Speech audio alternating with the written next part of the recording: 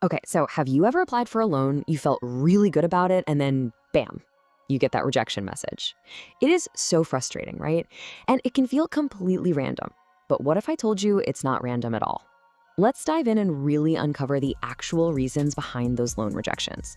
Does this look familiar? You apply, you wait, you get rejected, and you're just left there scratching your head wondering, what did I do wrong?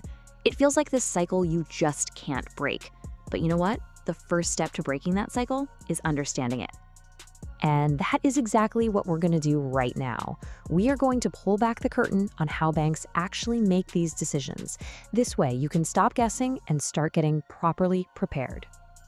So why does it happen? I mean, what are lenders actually looking at when they open up your application? It really all boils down to a few key things that are designed to assess one thing and one thing only: risk. Yeah, and this is the most important thing to remember. It is not a lottery. Lenders are super methodical. They analyze your entire financial profile through three very specific lenses to figure out if you're a reliable person to lend money to. So let's break down each one. First up, the big one, your CIBIL score. You've probably heard this term thrown around a lot, but what does it actually mean? And why is it so incredibly important to the banks?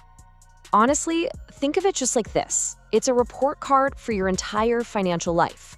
CIBIL, which by the way stands for Credit Information Bureau India Limited, cooks up this simple three-digit number that basically tells a lender how responsible you've been with borrowing money in the past.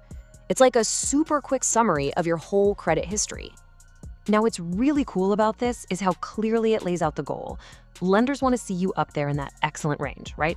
Ideally, you're above 750. Anything less than that starts to signal risk. And just to give you a little context, the average CIBIL score in India is actually right around that 750 mark. So if you can get into that excellent category, you are immediately setting yourself apart. So how does a score actually drop? Well, it's usually because of one of these really common slip-ups. Late payments, they're the biggest score killer, full stop. But other things, like having way too many loans open at once, or even being a guarantor for a friend whose loan defaults, yeah, that can seriously hurt your chances too. The biggest takeaway here is you've got to be proactive and check your report for these kinds of issues. Okay, let's move on to our second key factor.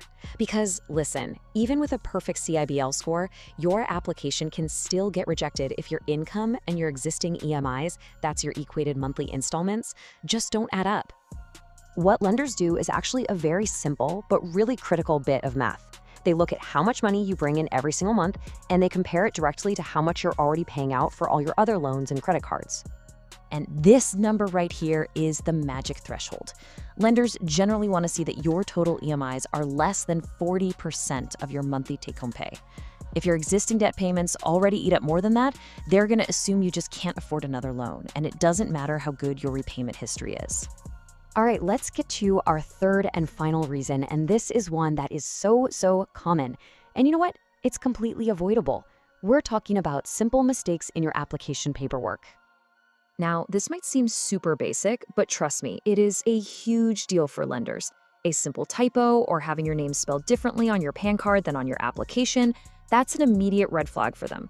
An unstable job history, like maybe you've been hopping between jobs every few months, that signals unstable income. And of course, just forgetting one document can bring the whole process to a screeching halt. Attention to detail here is absolutely crucial.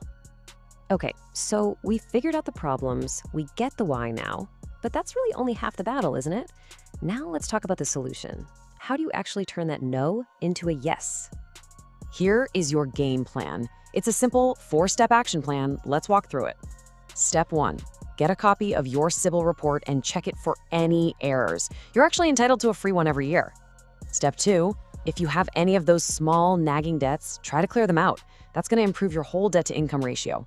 Step 3, do that 40% math yourself before you even think about applying. And finally, step 4, be meticulous. Check every single document, then check it again. And you know, this really just sums it all up, doesn't it?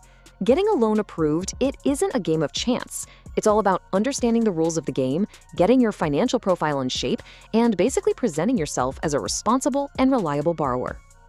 So the real question here isn't just about getting that next loan. It's about taking control of your own financial story. By understanding these reasons, you're not just improving your chances of getting approved, you're actually building a much stronger financial future for yourself. So, are you ready to start?